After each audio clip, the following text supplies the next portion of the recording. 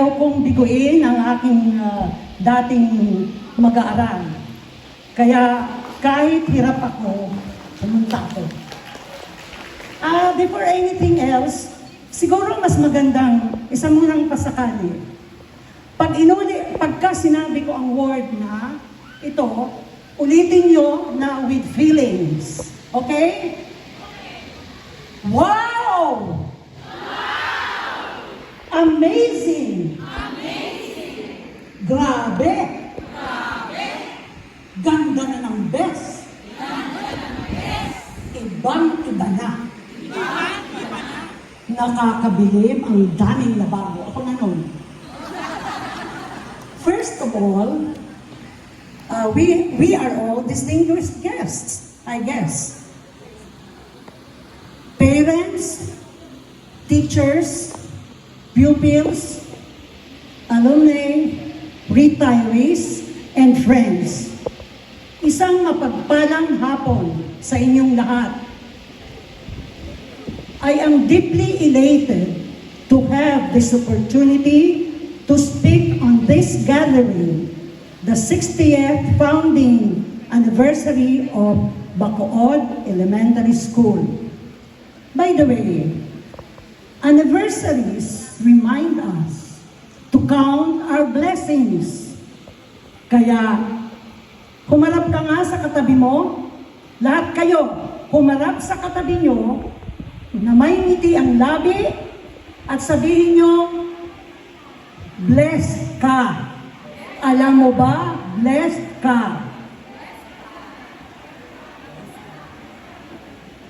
Di ka naman pupunta rito kung wala kang kaugnayan sa okasyong ito sa buhay natin, di ba? Well, congratulations to the present faculty and staff, Parents Teachers Association, who took charge of this important event, which represents another milestone in Bacood Elementary School history. Ngayon, magbalik tanaw tayo sa nakaraan o rewind baga. Ang team natin, kasasabi nga ni Mrs. Flores, na reflect on the past, celebrate with the present, and embrace our future. Noong dekada 60, ang harapan ng paaralang Bacood ay may mga bahay ng mga squatters. No offense meant. Ngunit talagang maswerte ang Bacood. Kasi naging assistant principal namin si Mrs. Modesta Plana, na may bahay ng dating Secretary of National Defense, Efren Plana. Siya ang naging instrumental ng pagpapaalis sa mga naka-squat sa lupa ng BES. Doon na nagsimulang maipatayo ang Imelda Building. At pagkatapos po noon, nagtuloy-tuloy na sa unti-unting pag-angat ang paaralan. Alam niyo po, nais kong ibahagi sa inyo, 3 taon akong nagturo sa Division of Camarines Norte sa Daet. Bago ako napunta sa Bacood. Taong 1965, kasi simula lang na itatag ang paaralang Bacood, 1964. Si Mrs. Eliken pa ang principal. Nang dumating ako, si Mrs. Susena. Natanggap ko, taong 1965, ang assignment ko dito sa paaralang Bacood.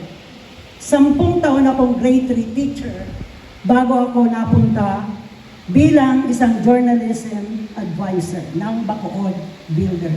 Kasi yung dating school paper advisor, si Mrs. Clotario, Lourdes Clotario, nagpunta ng Indonesia.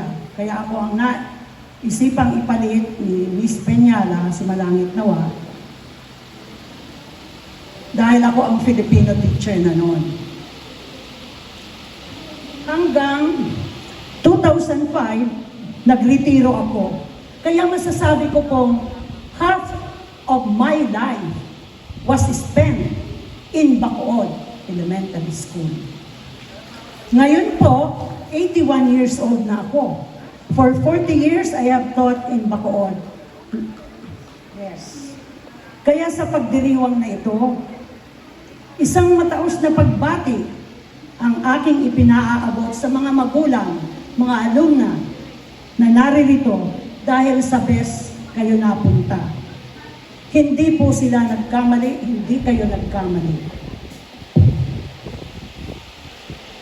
Hayaan po ninyong magbanggit ako ng ilang mga produkto ng para ng Bacood na ngayon ay maipagmamalaki namin dahil sila ay kilala na sa kanilang larangan.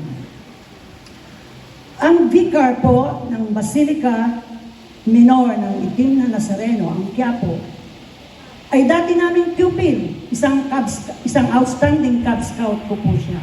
Siya ay si Father Hans Magdurulang. Si Benimiding Margin Parillo, ang multi-awarded school paper advisor at present, ay isa rin naming estudyante at kasalukuyan siya ang advisor ng Bacood Builder. That's why I'm very proud to say that, to present that to you. Si David Ramos po na isang direktor at producer ng mga shows ngayon sa Channel 7, ay dating editor din ng Bacood Builder. Ang editor naman po ng kilalang magazine, FHM, ay si Alan Madrilejos na dating Bacood Builder editor din. Marami na po akong, hindi ko na po iisa-isahin. Kaya lang, doon po sa mga OFW, mga nag-OFW dito, na mga magulang, at mga magtutur, baka po makasakay kayo sa Cathay Pacific at matsyempohan ninyo ang in-flight service manager, si Maria Cecilia Andan. Anak ko po siya. Produkto rin po siya ng Bacood. Kaya mahaba po ang listahan. Hindi ko na po masasabihin lahat-lahat. Kaya talagang pinagpala ang Bacood Elementary School. That's enough for the recollection of the past. Let us now move ahead.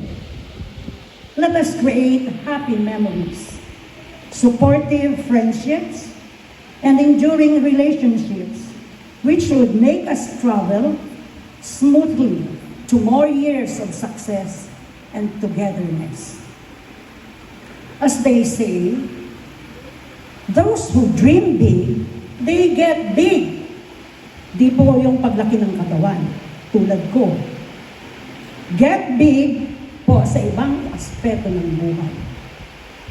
Focus on the positive side and visualize to bring about desired outcomes or changes in life. Isang halimbawa na lang, itong isang estudyante sa UP, si Kyle D. Maapi. Nung siya ay first year niya sa UP, nababasa niya ang mga post ng mga summa cum laude na nag-graduate sa UP. Parati niya yung nababasa. Kaya siguro tumatak sa kanyang kamalayan. Kaya sinabi niya sa kanyang sarili, habang siya ay nag-aaral, Lord, magiging summa cum laude din ako. Ayun, after 4 years ng hirap at pagtsatsaga, nakamit niya ang kanyang inaasam. Summa cum laude siya ng cum laude. Lahat ng ating success in life ay biyaya ng Diyos. Kaya don't be afraid to dream big. One day, it's going to be worth it. Don't stop. Keep growing. Celebrate achievements and offer them to our divine Creator. Once again, before I end, let us give a big round of applause to the current administration, faculty, staff, and pupils, headed by Mr. Leo Cabaruan, Principal of BEST, and now the BEST. Let's have a big round of applause. Louder please, drum roll. Wala na ba yung ating mga boys na nagdra-drum? Drum roll! Ay, wala na nga. Okay. Congratulations po. Mabuhay ang Bacood Elementary School. Thank you.